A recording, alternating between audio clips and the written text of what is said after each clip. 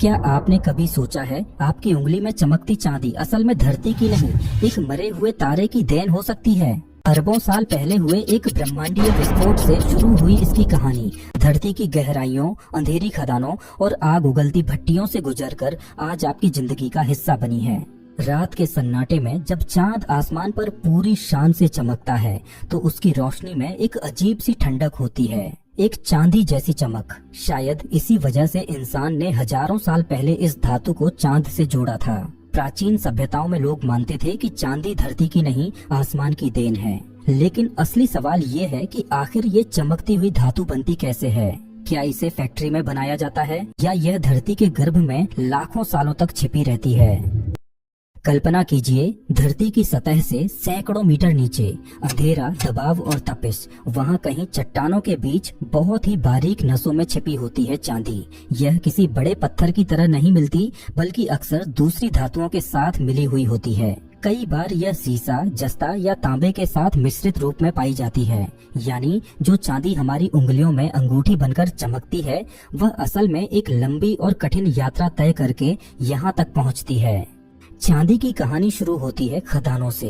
दुनिया की सबसे बड़ी चांदी उत्पादक देशों में से एक है मेक्सिको। इसके अलावा पेरू और चीन भी चांदी के उत्पादन में आगे हैं। इन देशों की पहाड़ियों और रेगिस्तानों के नीचे विशाल खनिज भंडार छिपे हैं, लेकिन इन भंडारों तक पहुंचना आसान नहीं। जब किसी इलाके में वैज्ञानिकों को शक होता है कि वहां चांदी हो सकती है, तो सबसे पहले जमीन की जांच की जाती है। आधुनिक मशीनें चट्टानों के सैंपल लेती हैं, उनका विश्लेषण करती हैं और तय करती हैं कि यहाँ खनन करना फायदेमंद होगा या नहीं। अगर सब कुछ ठीक लगता है तो शुरू होता है असली काम, माइनिंग। अब सोचिए, विशाल ड्रिल मशीनें जमीन में छेद कर रही हैं, विस्फोटक लगाए जाते हैं, एक तेज धमाका होता है और चट्टानें टूट कर गिर जाती हैं। लेकिन इन टूटे हुए पत्थरों में चांदी अभी भी दिखाई नहीं देती, क्योंकि यह शुद्ध रूप में नहीं होती, बल्कि अयस्क यानी और के रूप में होती है। इस अयस्क में चांदी की मात्रा बहुत कम हो सकती है। कभी कभी 1 टन पत्थर में सिर्फ कुछ 100 ग्राम चांदी। यहीं से असली चुनौती शुरू होती है। टूटे हुए पत्थरों को ट्रकों में भरकर प्रोसेसिंग प्लांट तक लाया जाता है। वहां सबसे पहले उन्हें छोटे छोटे टुकड़ों में तोड़ा जाता है। बड़े क्रशर मशीनें इन पत्थरों को पीस देती हैं। आवाज इतनी तेज होती है कि आसपास खड़े लोगों को कानों में सुरक्षा उपकरण पहनने पड़ते हैं। धीरे धीरे ये चट्टानें महीन पाउडर में बदल जाती हैं, लेकिन पाउडर बनने के बाद भी चांदी अलग नहीं हुई है। अब आता है एक रोचक और वैज्ञानिक चरण, फ्लोटेशन प्रोसेस। इस प्रक्रिया में इस पाउडर को पानी के साथ मिलाकर एक स्लरी बनाई जाती है। फिर इसमें खास तरह के केमिकल डाले जाते हैं। ये केमिकल्स चांदी और दूसरी धातुओं के कणों को पकड़ लेते हैं। इसके बाद इस मिश्रण में हवा भरी जाती है। जैसे ही बुलबुले ऊपर उठते हैं, चांदी से जुड़े कण उन बुलबुलों के साथ सतह पर तैरने लगते हैं। ऊपर जो झाग बनता है, उसमें असल खजाना छिपा होता है।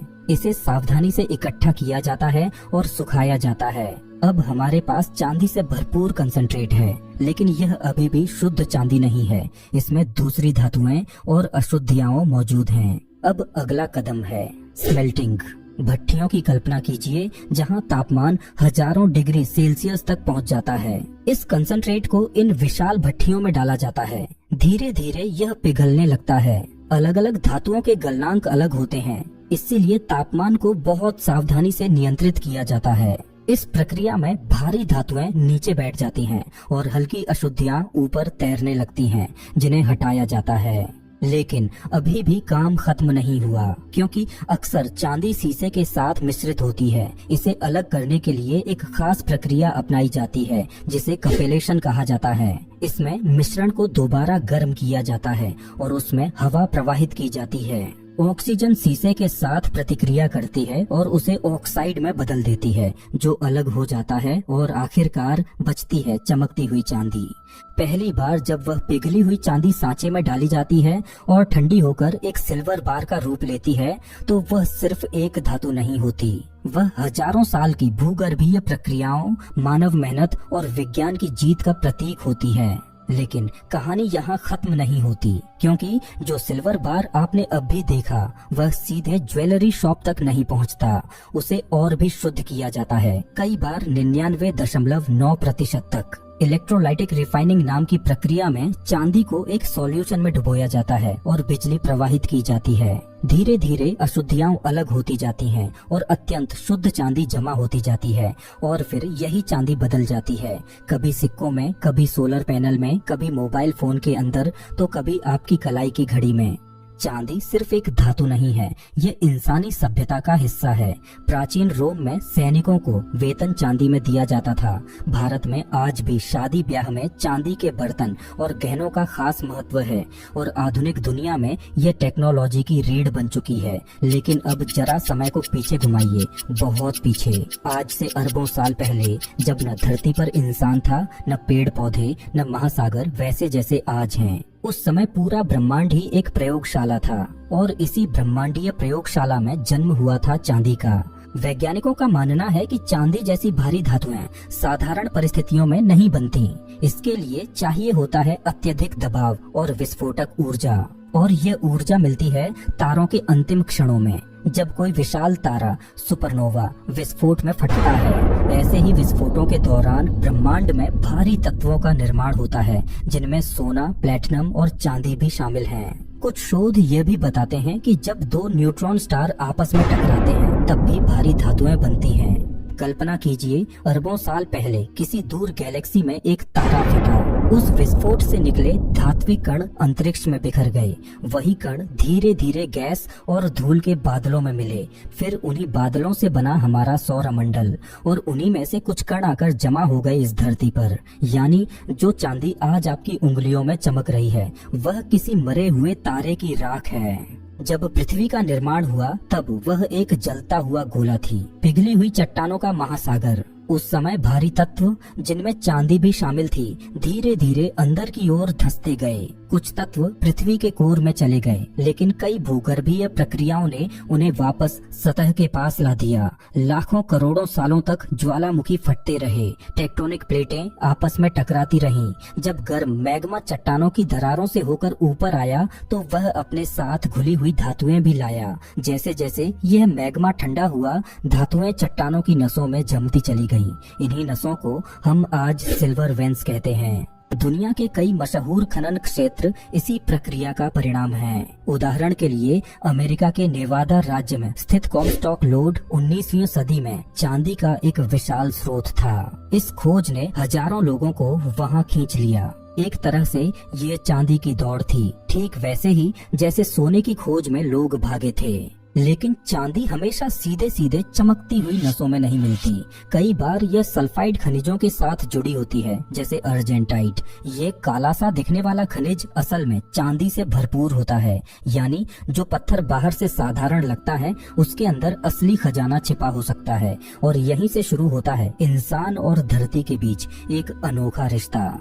प्राचीन सभ्यताओं ने बिना आधुनिक मशीनों के भी चांदी निकालना सीख लिया था। लगभग 3000 ईसा पूर्व में अनातोलिया और ग्रीस के क्षेत्रों में लोग चांदी निकाल रहे थे। ग्रीस के लॉरियम की खदानें इतनी प्रसिद्ध थीं कि वहां से निकली चांदी ने एथेंस की शक्ति को मजबूत किया। उसी धन से नौसेना बनी, युद्ध जीते गए और सभ्यता आगे बढ़ी। भारत में भी चांदी का अपना महत्व रहा है। प्राचीन काल से यहाँ चांदी के सिक्के चलन में थे। मुगल काल में तो चांदी के सिक्कों को रुपया कहा जाता था। बाद में यही शब्द रुपया हमारी मुद्रा का नाम बन गया। दुनिया में जितनी चांदी निकाली जाती है, उसका बड़ा हिस्सा सिर्फ गहनों में नहीं जाता। आज चांदी टेक्नोलॉजी की दुनिया में एक सुपरस्टार बन चुकी है। ये बिजली की सबसे अच्छी कंडक्टर धातुओं में से एक है। इसलिए सोलर पैनल, इलेक्ट्रॉनिक्स, मेडिकल उपकरण, हर जगह इसका इस्तेमाल होता है। जब आप अपने मोबाइल फोन की स्क्रीन को छूते हैं, तो उसके अंदर बेहद बारीक सिल्वर कनेक्शन काम कर रहे होते हैं। यानी वह चांदी जो कभी धरती की गहराइयों में थी, आज आपकी डिजिटल दुनिया को चलाने में लगी है। लेकिन एक सवाल अब भी बाकी है, क्या चांदी अनंत है? क्या हम इसे हमेशा ऐसे ही निकालते रहेंगे, या फिर एक दिन ऐसा आएगा जब खदानें खाली हो जाएंगी? वैज्ञानिकों का अनुमान है कि पृथ्वी पर चांदी के भंडार सीमित हैं। जैसे जैसे आसान खदानें खत्म होती जा रही हैं, कंपनियां अब और गहराई में जा रही हैं। कुछ शोधकर्ता तो समुद्र की तलहटी और यहाँ तक कि क्षुद्र ग्रहों पर भी नजर रखे हुए हैं। सोचिए, क्या आने वाले समय में इंसान अंतरिक्ष से चांदी लाएगा? क्या किसी दिन कोई स्पेस मिशन सिर्फ खनन के लिए जाएगा? तो दोस्तों, अगर आपको ये सफर पसंद आया हो तो वीडियो को लाइक करें और ऐसे ही रहस्यमयी और दिलचस्प वीडियो के लिए चैनल को सब्सक्राइब करना बिल्कुल मत भूलिए।